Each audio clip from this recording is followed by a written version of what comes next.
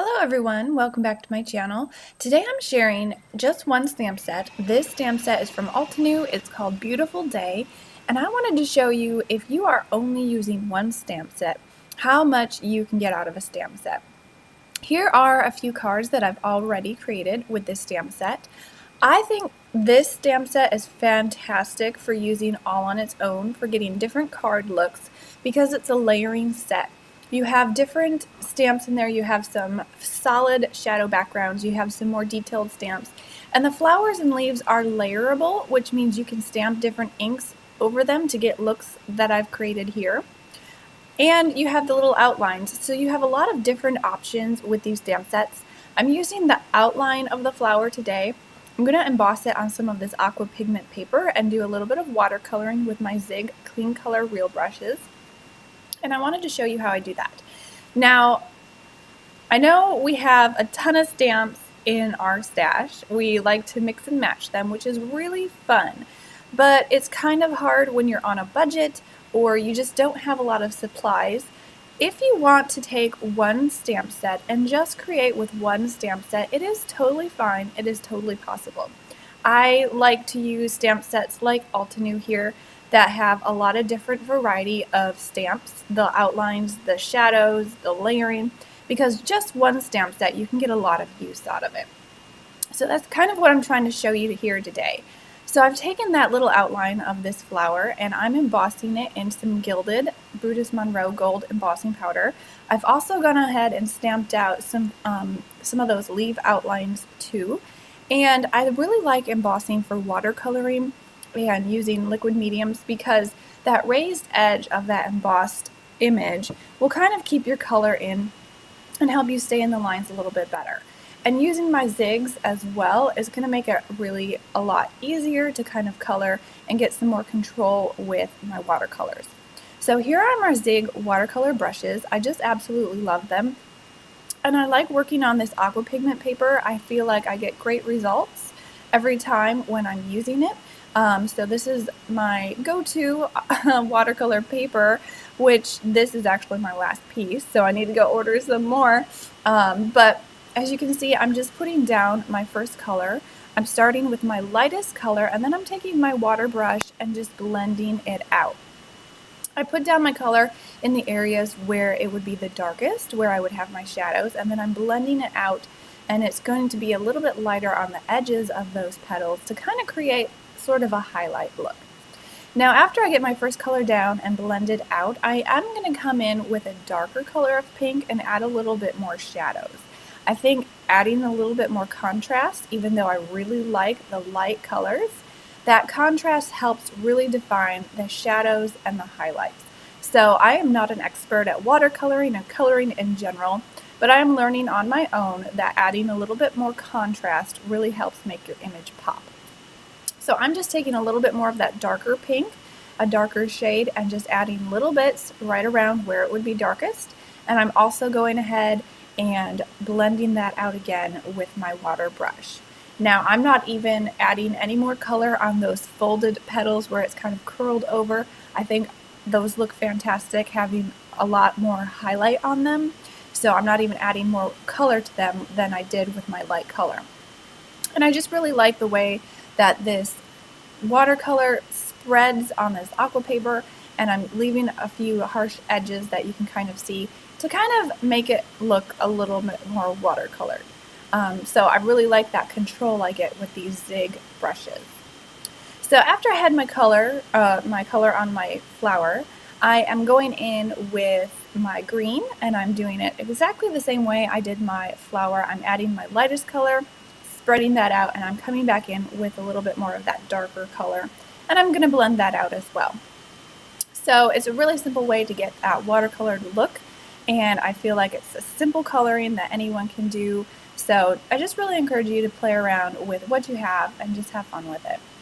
So here are two of those images all colored. I did go ahead and I colored all the other ones, but for the sake of time for this video, I edited that out. And I want to show you now how I'm going to arrange my card. So I fussy cut out all these pieces, and I am marking with a pencil where I want to do some more stamping. Since this is a layering piece, I have the solid images for my leaves, and I want to stamp those behind and give a little bit more dimension and a little bit more interest in my card.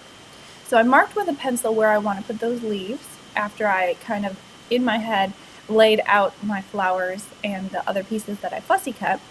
And so I'm using my Misty because these are a solid image. I want to get a really nice, smooth, embossed image. So I'm actually going to stamp it twice. Many times I don't need to do this when I'm using embossing ink. It usually stamps out really well the first time and I can just use a stamp block. But I am using my Misty since this is a solid image. I really want to make sure I get good coverage with my embossing powder. So I'm using my Gilded embossing powder again. I just want everything to coordinate on my card. I'm using the same color of gold. And I'm going to go ahead and emboss this image. And you can see how beautiful this gold is. This is my all-time favorite embossing powder. I love that gold. It's so shiny. And so I went ahead and I stamped out 2 more leaves to layer on the bottom. One of those leaves you can see is kind of overlapping the other, but it's not a problem at all. It just kind of gives a little bit more interest. And I'm going to layer pieces on top of this anyway. So I thought that embossed image just looked really good. You can see I'm trying to layer this little stitched oval here, and I think it looks really fantastic. But I came into a problem with my sentiment when I started layering it on top, that it just didn't work the way I wanted it to. So I do actually remove that oval for my final card. But I just want to show you how you can kind of visualize mapping out all your pieces and your images and just, get an idea of where you want to adhere things down. A lot of times I arrange things several times before I actually go ahead and glue them down. So now I have my arrangement all planned out. I know where I want to put my things, and I can start adhering things down.